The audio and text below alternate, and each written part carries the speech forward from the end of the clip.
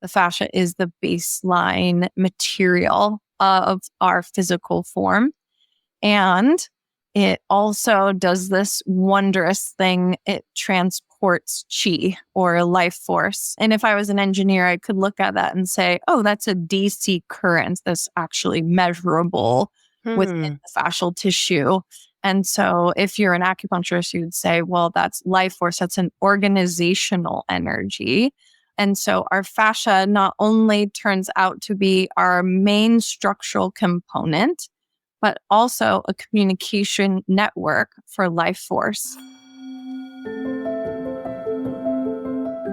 Hello, my friends. Welcome back to the show and welcome to season 5. It feels so good to be back. I love offering you these conversations, and I think you're going to find today's episode so fascinating. I speak with Bonnie Crotzer, who is the founder of the Floss, which is a program of classes and private sessions all about fascia. She's helped thousands of people transform their fascia, effectively reversing pain, sculpting tissues, stabilizing their nervous systems, optimizing organ functions, enhancing lymph flow, and resolving long-standing structural issues. Fascia is finally becoming a buzzword for good reason, but Bon has been obsessed with fascia for over 15 years and devotes her entire career to it. In this episode, she's going to explain what fascia even is, how it impacts our physical structure, and spoiler alert, it is the baseline material of our physical structure, and how it impacts our life force energy, or qi in traditional Chinese medicine. Fascia is not only structural in our bodies, it is also a really important communication network.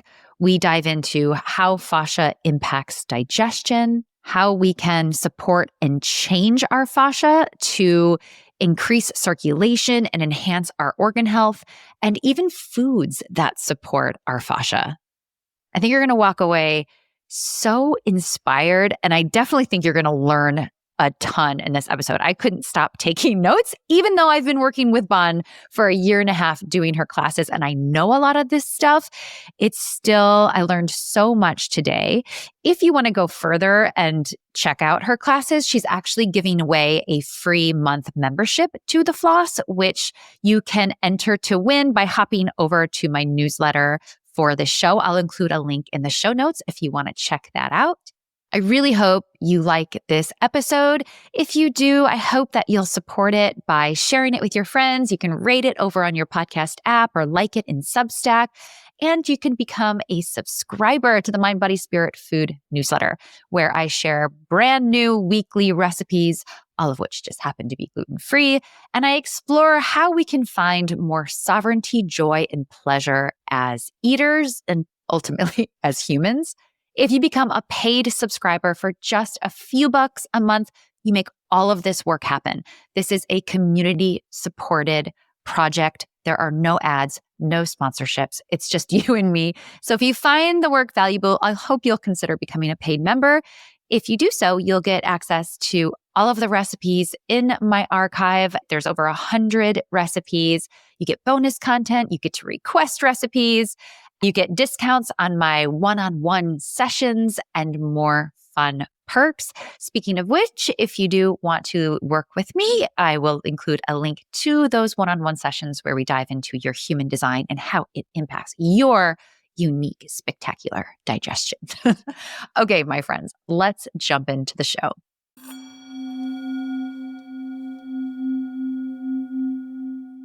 Well, hello, Bon, and welcome to the show. I am so excited to chat with you today all about fascia. Thank you so much for having me, Nikki. It's a thrill to be here. I always love being with you in general, so I'm excited to chat today. Well, it's so funny because I was telling my husband before I came up that I was interviewing you. He's like, oh, that's great. He's like, did you say hi to her in class this morning? And I was like, oh, no, I do all of the recorded classes. I never go live. But I felt like I was hanging out with you this morning. It just was an old version of you. Just like the week before version of me, right? Yeah, exactly. Nice. Well, I'm going to start by, there's so much I want to get into today, and I'm so excited, but I do want my listeners to get to know you a little bit better. And so I'm going to start by asking you the first question I ask all of my guests, and that is, what is your cultural upbringing and how has that influenced your relationship to food? Such a good question. My mom's side of the family, her whole side is Italian. So food was a big deal growing up. And certainly holidays and special family events were full of amazing Napolitan inspired food and also Italian American food, which is a little bit different. But my favorite thing that my mom makes to this day is her red sauce, or we call it gravy in my family, Sunday gravy. And she would be cooking that on the stove for hours and hours until it's so rich and so cooked down that I literally would ask my mom for a bowl of sauce just with toast, or we would slice me mozzarella cheese slices and I would scoop the sauce with the cheese and just, well, I'm not even to eat the cheese. It was literally about the sauce. So that's definitely a big part of me. And luckily, I love to be in the kitchen with my mom. So I feel like if one day, if I have even a quarter of the magic that she has in the kitchen, I would be satisfied. But she certainly is very inspiring and a very special cook. And then my dad loves to eat and he would take over when my mom wasn't around. But, I always wanted mom. Sorry, Dad. That's okay. This is an aside, but you were a professional ballerina and that led you to the work you do today. Being a professional dancer, how did that influence your relationship to eating and food?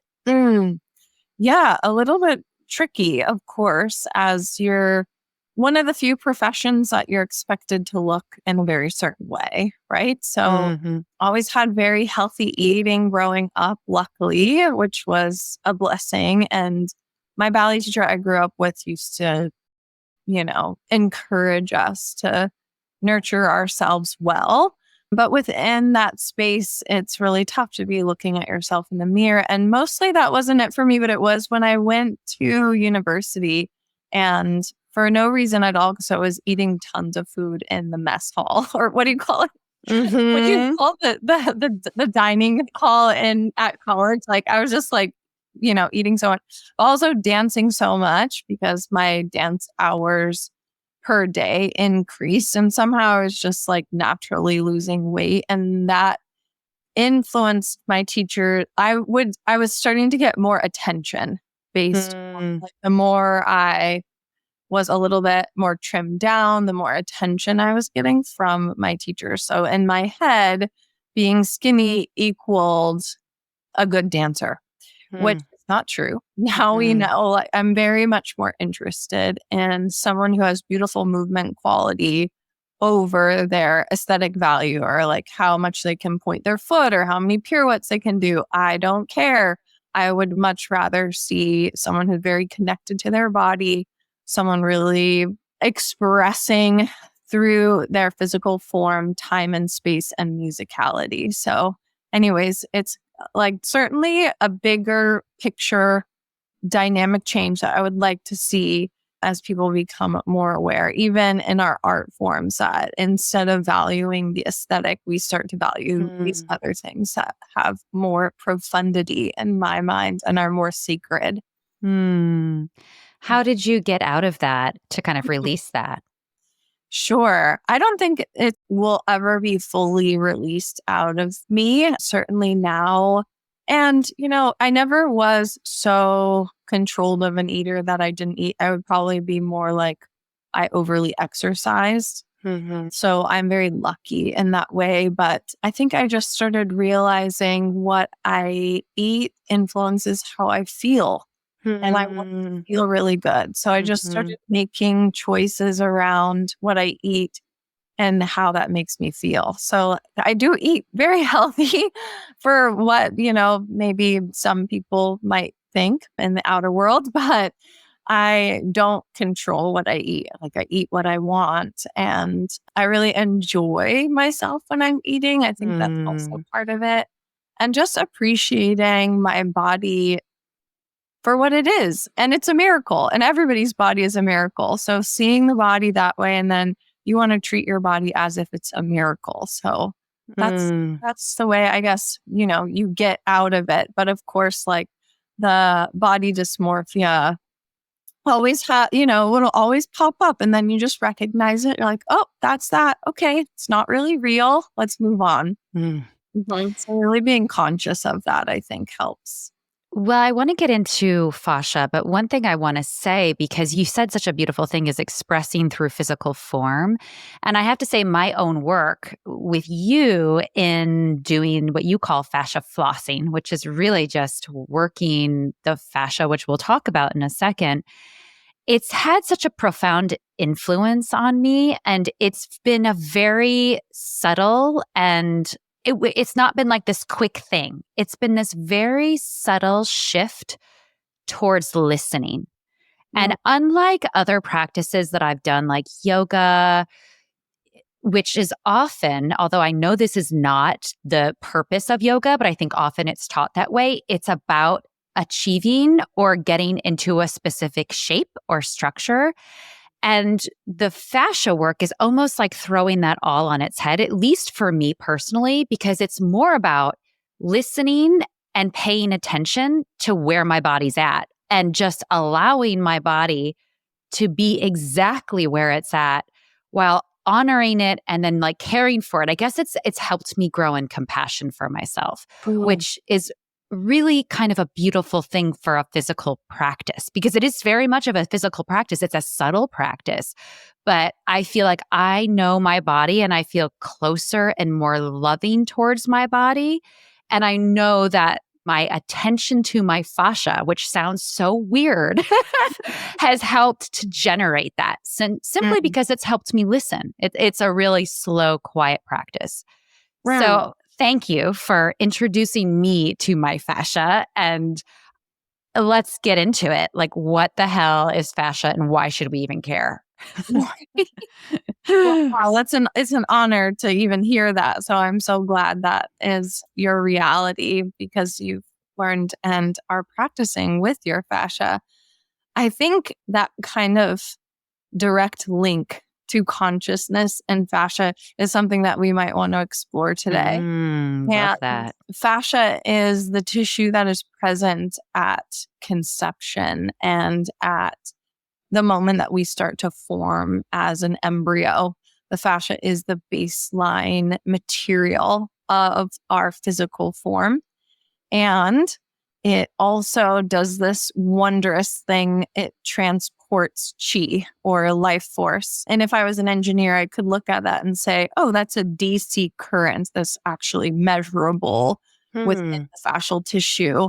And so if you're an acupuncturist, you would say, well, that's life force. That's an organizational energy.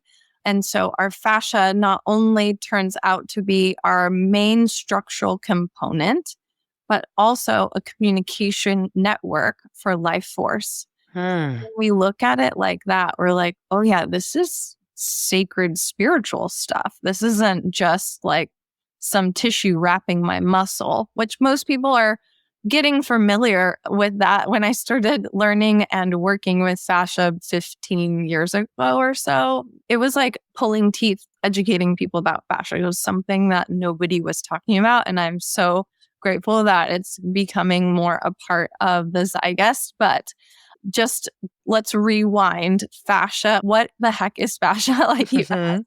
Fascia is the one tissue that links all other tissues and systems in the body. That's kind of the most simplest definition, and it does not do it justice, because it is not only the organizational principle, like I said, and the architectural principle laying our foundation down. It's also a communication network. It transports and dynamically moves our fluid in our body.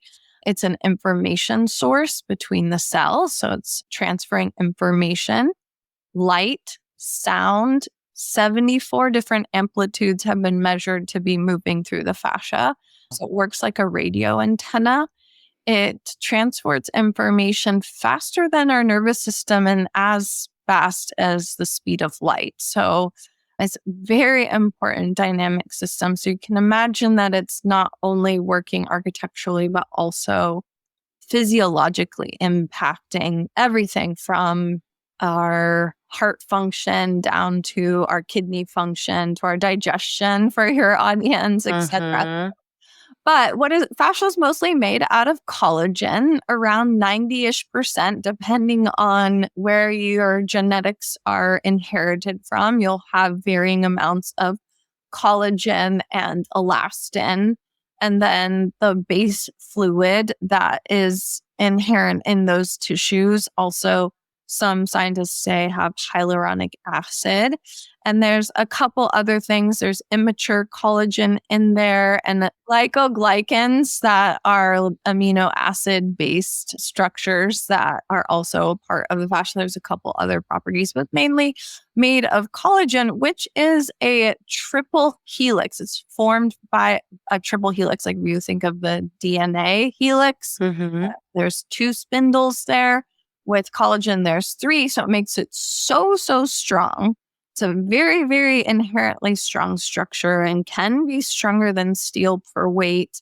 And of course, the fascia varies in dynamic function and look, aesthetic, based on where it is and what it needs to do in the body. So the fascia wrapping my lungs might look like a membrane, like saran wrap. And then the fascia impregnating into my femur bone is going to be more structurally intense. Or the fascia wrapping my quad. You know, if you look at a piece of citrus, if you cut it in half, you have the outer pith, the very thickest pith. So let's pretend like this is my thigh here, this big circle. Just like a grapefruit would be. You have the pith, so the fascia wrapping my thigh. And then you have the different sections of the citrus. So the different chunks of fruit, different slices, also wrapped by fascia, right? A thinner layer of pith for each of those slices is being wrapped.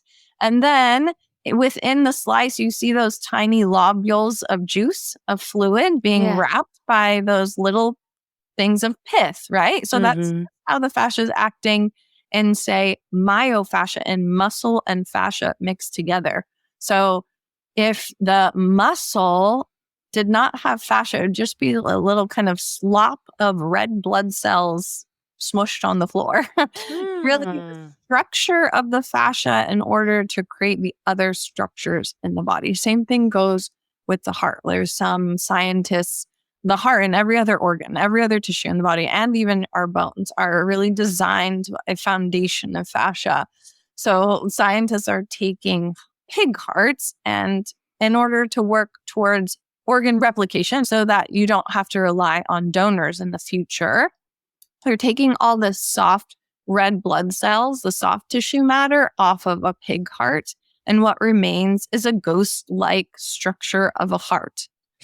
Which is made of the pig's fascia. So they have the design of the heart, the fascial design, the fascial skeleton of the heart.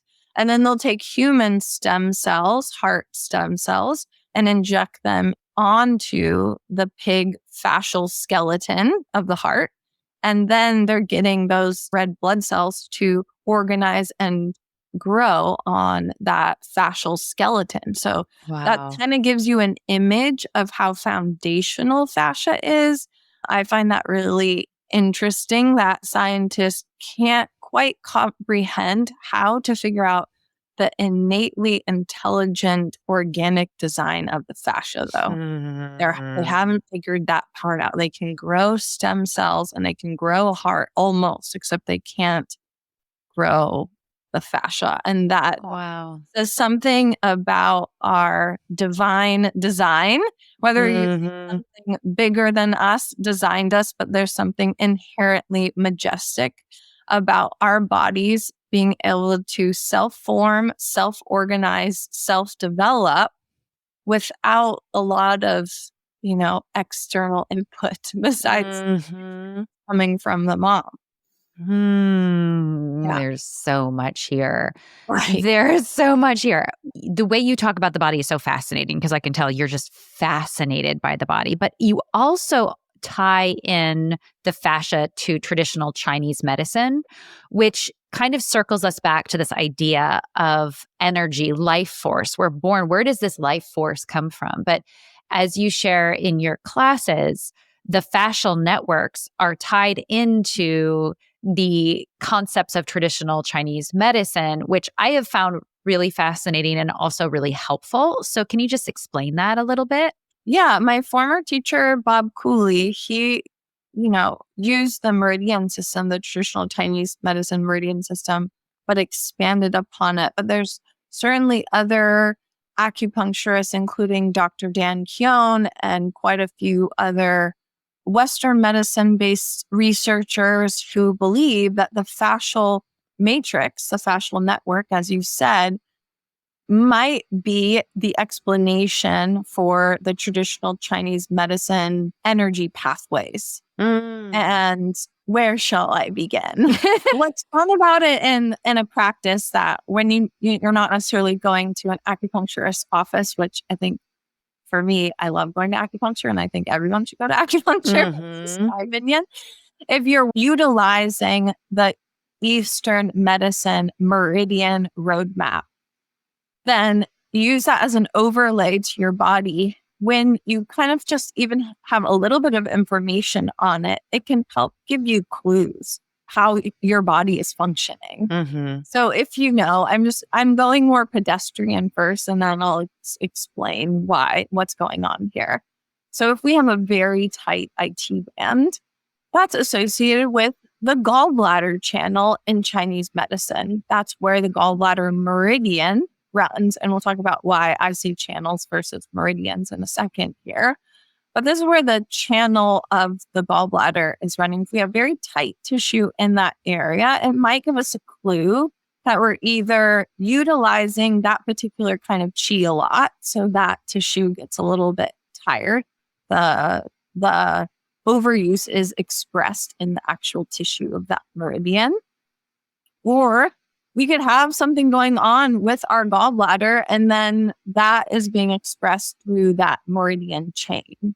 In other words, sometimes I'm working on a client's shoulder, and this is where the small intestine channel runs in Chinese medicine across the shoulder blade. And if I'm working on that area and I sense like, oh, it seems like we have a lot of dense fascia here, we have a lot of scar tissue here, I might, if I feel it's appropriate, ask them, hey, what's going on with your digestion right now?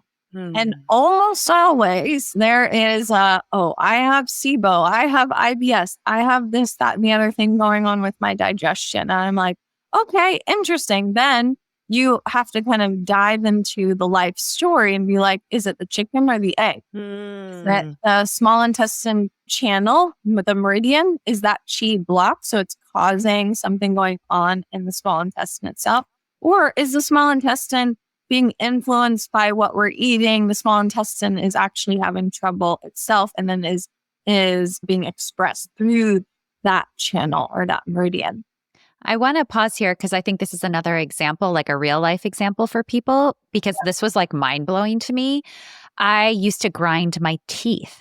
And interestingly, in working the stomach channel, which is quads, which is when you think about this, like if you ever work with Bon or do her class, you do these specific movements to release the fascia in your quads. And she'll explain how that runs all the way up your body into your jaw. I had to wear a mouth guard last year for a period of time, and it's completely resolved. And it was, I think, because when I had seen a physical therapist, she was remarking on how tight my quads were. So I do think that was a situation where my quads were causing some jaw stuff to happen, which is like, what the hell? Never would I have put those two things together. Absolutely. I know. Isn't that wild? That's exactly how the stomach channel runs. It starts underneath the pupil, it zigzags around the side of the face, goes down into your voice box, runs down through your nipples, through your front body, along your rectus abdominis, and zigs out into your lateral quad. So this is a chain of fascia, and this will actually help us explain what's going on. these particular fascial lines or chains in the body seem to be where the traditional Chinese medicine meridians run. So in other words, remember that scaffolding of the heart? I was just talking about the fascial scaffolding of the heart, or the interior fascial skeleton. When your heart is developing in embryo, it doesn't just develop as a singular structure. There's continuity with the fascia. And I haven't said this yet, but the fascia is one entire piece of fabric. So there's no separation. There's no, breaking point within this fabric. Everything is linked. And that speaks to our wholeness, right? We are a whole being. We form in the round and then we extend out from there. Just the same thing happens with the heart. So we have the heart forming, and then the fascia continues to form in through the chest. And that same chain of fascia goes into the arm. And for the heart channel, we think it runs on the outer rim of the arm. And this is what Chinese medicine says. And it ends in the pinky finger. And then the small intestine channel takes over from there. And it comes up the back of the arm, blah, blah, blah, blah, blah, into the shoulders, so forth and so on. But my point is that our blob of our organs form first, our torso's forming first, and then those fascial lines continue to form, and we go out into a little starfish until we have all of our limbs and all of our digits. So when we're looking at the fascial lines and then overlaying the meridians of traditional Chinese medicine, we can watch how the qi is transversing the body in a very particular and organized fashion. And this hasn't necessarily been proven, but there are people studying it. And there's some scientists that have really hinted at this is the correct course, but perhaps because of pressures from universities, etc., the word hasn't been official, but it seems to be true. And Dr. Dan Qian, who is a Western medicine MD doctor who works in the emergency room and is also a PhD acupuncturist, wrote the book Spark in the Machine. It's a great book to read if you're curious. And what he does is he uses the fascial system to explain why Chinese medicine works. So he says that it's the space within the fascia that the qi is flowing, or the space that the fascia creates that the qi is flowing. Other people might say that the fascia is a direct conduit of electricity. Either way, it seems that these particular fascial chains, like your IT band for the gallbladder, or that lateral rim of the quad, the outside rim of your thigh, where the fascia is very dense there. That's where the stomach channel runs, et cetera, et cetera. So it's kind of a fun way to view the body, whether it's right or wrong. We'll find out one day, maybe or maybe not. It seems to be true, though. As we're on different areas of your body, we come up with these associations like you experienced. That happened for me too when I first went to Bob's studio and I got my quad. He ordered the gentleman trainers to do 200 quad flosses on me every day for a week. Wow. And I literally, my face was thin, but my face was more thin before it was narrow, excuse me. And so every day it looked like my face got a little bit wider, wider. And this was because I had so much dense fascia in my quads that the quad fascial chain was pulling from my thighs from my professional dance career, was pulling on my face, and the fascia was compressing my face in. So after that, I also stopped experiencing TMJ and sore jaw all the time. So it's a wild thing. And whether it's specifically organized in the Chinese medicine roadmap or not, we know it's all one piece. So if you're working the fascia in your pinky, you're working the fascia in your opposite pinky toe. So that's also a fabulous way to look at it if people want to. It took me some time to feel anything. So I think I hear that too from I started doing this work because my best friend, Jess, was like, oh, you should try this. And I want you to come on this retreat with me. And I didn't even know anything about you or what you did. I just wanted to go on a retreat with my best friend, which we had never done anything like that before. And so I started like experimenting with this fascia work. And then I went to the retreat, and then it was like this subtle shift. And then all of a sudden I could feel it. But I think at first, maybe like you said, I had such densified tissue and scar tissue. I did gymnastics as a little kid, and I remember like the gymnastics coach is like sitting on my shoulders to get me into the splits and just like pushing my ligaments to a place where they should never have been. And then having babies and kids, I was always going to yoga and overextending. And I had no idea that was even bad for me, because we're taught that stretching is so good for you. But it was within learning about that fascia and backing up that I feel so much more integrated. It's almost like, oh, my form is back. I couldn't even feel certain things before, if that makes sense. So I guess I'm just speaking to how subtle it is and how it can take time to work that tissue to then feel like now I can get in there on my shoulder. Like I was just shooting a new recipe before we hopped on, and I was holding the camera in this weird way. And in the past, I would just went on like, oh, I'm going to stretch this out. And it's like, oh, wait, no, there's like this really subtle thing I know I have to do to release that tension. It's not this huge, massive stretch. I guess the question, all of this to say, is how do you work the fascia? It's not just stretching. What is it? Right.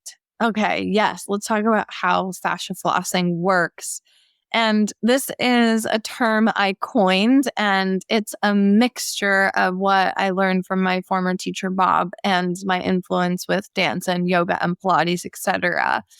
But essentially, we're borrowing the concept of pendiculation when we do fascia flossing. And pendiculation is a fancy word for engage and elongate, and maintaining the engagement over an elongation phase. So in other words, if I take my bicep and I contract it and I want to floss my bicep, I'm going to maintain my engagement of my bicep as I elongate it over a particular range. And so what's happening there is that we start to reconfigure the fascial fibers, because we're applying this, what's called a tensile force. And we actually, let's backtrack 1 second.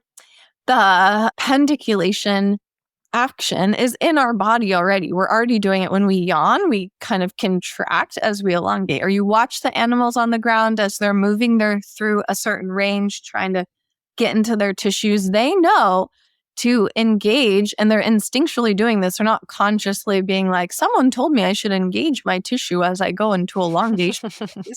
No, that's instinctually there. It's instinctually in our bodies. And it seems to be the most appropriate way to keep our tissues healthy. So what happens when we engage and elongate, let's pretend some people are viewing this, but I'm going to try to help you out for all the auditory people. But right now I have my hands kind of gliding and sliding. My fingers are gliding and sliding on themselves. That's what tissues are supposed to do, muscle and myofascia. The fibers need to shorten. The fibers need to elongate. There should be lots of glide and slide. When fascia gets dense or adheres, disorganized, knotty, or overly thick, we lose some of that functionality. We lose the glide and the slide. But what we do when we floss is we apply a tensile force. So we engage our tissue, we create a contraction.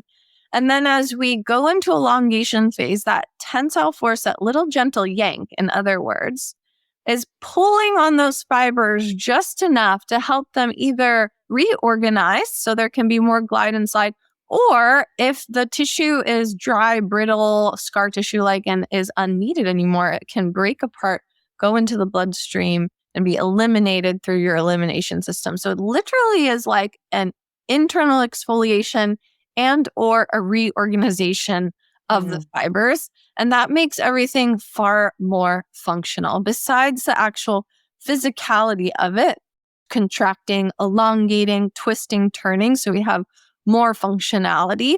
It also is creating more space, in quotes, because there's no space in the body, right? It's all fluid filled, but it increases the ability for that fluid to flow.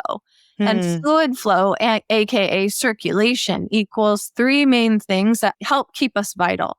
we have oxygenation, we have waste removal, and we have nutrient delivery. All those three things are very important to feeling vital. So when we fascia floss and internally exfoliate our tissues, we're getting better quality of functionality in our body. So we have better mobility, in other words, we have better posture, we have less substitution in our joints, etc. But we're also increasing the functionality of our physiological systems. And I think that's like a major thing for people. And I'll just jump quickly into, I'm hypermobile too. And I was forced into positions as a young girl for dance, of course.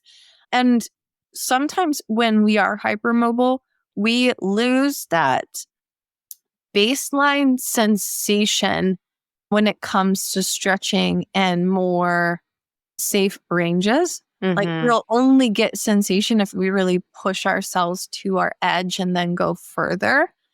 And I don't have a ton of science on the nervous system input to the brain, but I do see over time the thousands of people I've worked on and students I've had in my class is that when we have an area of hyperdense fascia, the feedback to the brain changes. And when you're hypermobile, your joints are really loose. Ligaments and tendons are very loose. Ligaments and tendons, BTW, are condensed fascia, by the way. But what happens when they're overstretched, they kind of work like old rubber band. Doesn't have the pliability that we want anymore. But anyways, when we are hypermobile, we have hyperloose joints and ligaments, but the surrounding tissue nearby, let's say it's the shoulder joints hypermobile, the surrounding tissue in the pec, the trap, just behind the shoulder blade, often I see that tissue surrounding nearby is very hard and stiff because the body's trying to balance out and stabilize the hypermobile joint.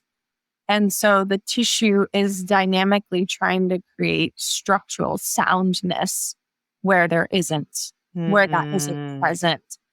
But when you fascia floss, you start balancing out your tissues. So we kind of start moving away from having very dense fascia in particular pockets of our body. And then we can actually gain more functional strength because when tissue is really dense, it actually makes it harder for the muscle to contract. And you need contraction in the muscle in order to strengthen the muscle. One thing I want to talk about is how you linked fascia health to our physiology. And I'd really like to explore how fascia influences our digestion. What is the link there? Great question. And when I'm thinking about our physiology, I'm thinking in terms of structure, our body's architecture, just as much as I'm thinking about the circulatory objective. So let's say we sit in a chair all day. The fascia is really good at morphing, adapting. This is a brilliant part of the fascia, like a miraculous aspect of the fascia, that it can adapt to help us do whatever the thing we're doing in the most efficient way. So if we sit on the computer all day, the fascia is going to harden and support us in that shape that we're making most often. Or let's say we're a swimmer and we're always doing our forward freestyle stroke. The fascia is going to develop in a way that helps us do that stroke as efficiently as possible.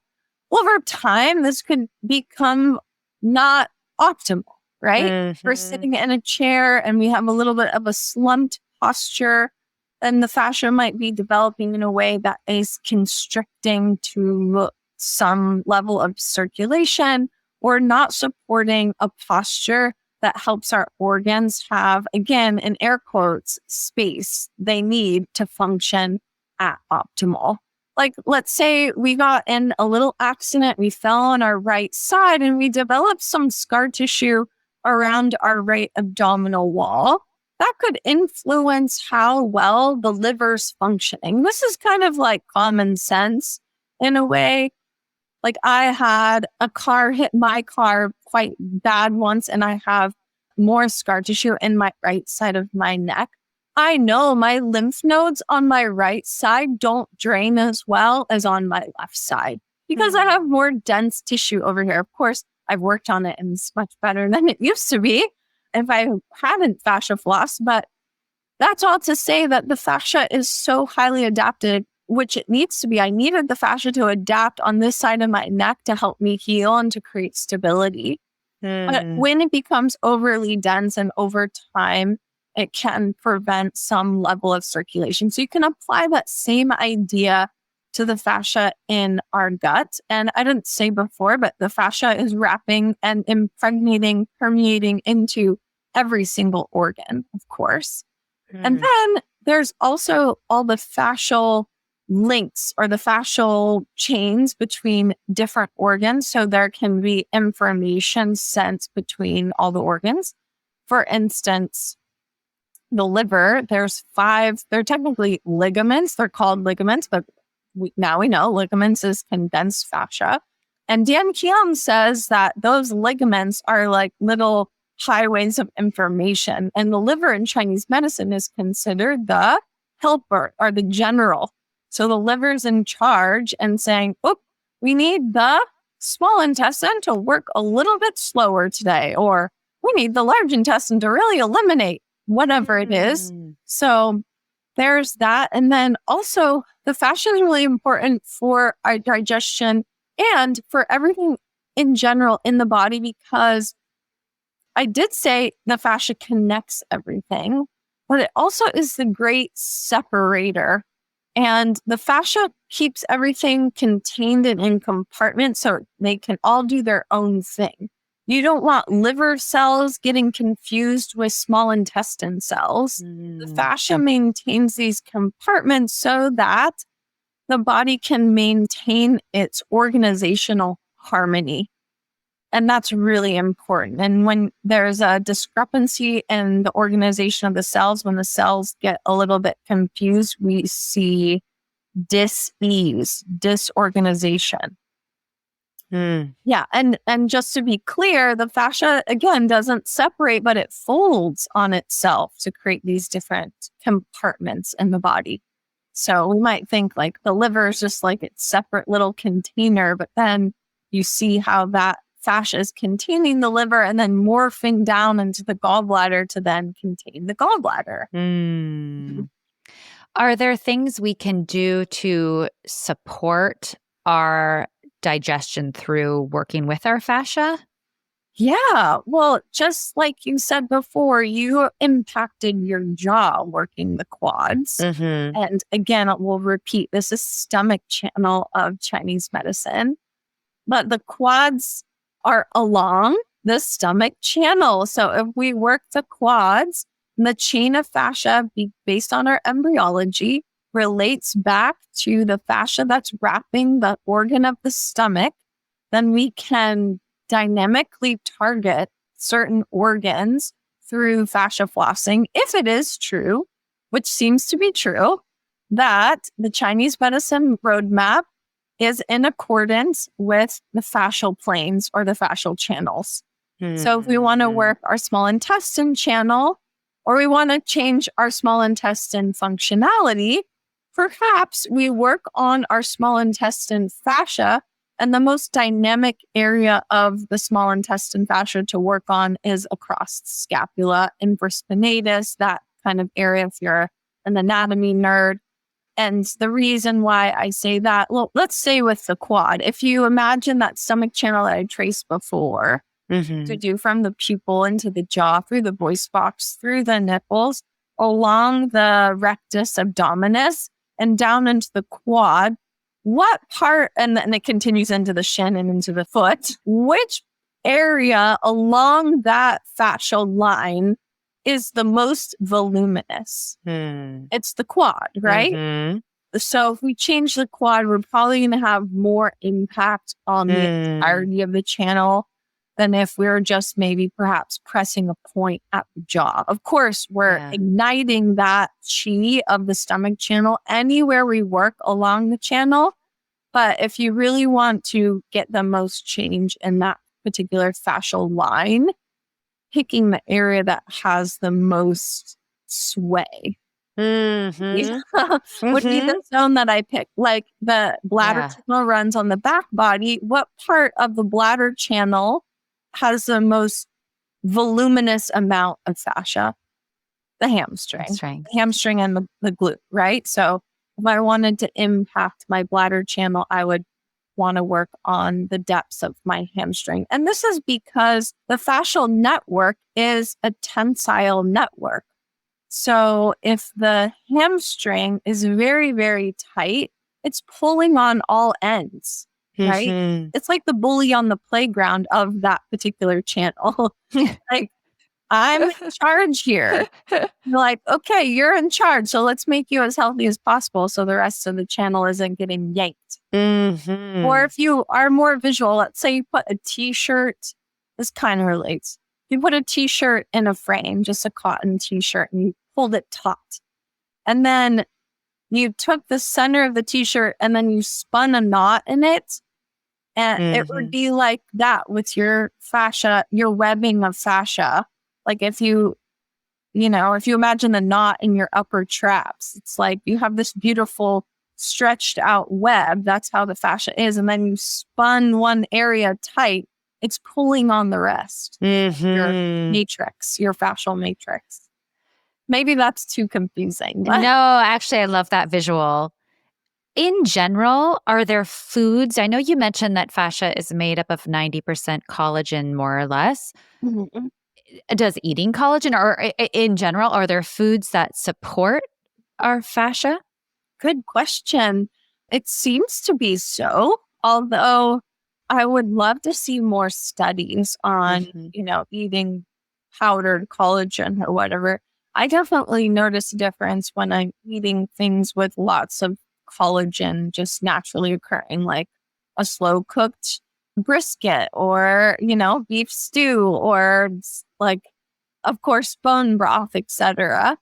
I tend to go for that kind of stuff because I am interested in tissue health. You could also have things with gelatin in them. Vitamin C, of course, as you know, is important for the uptake of collagen.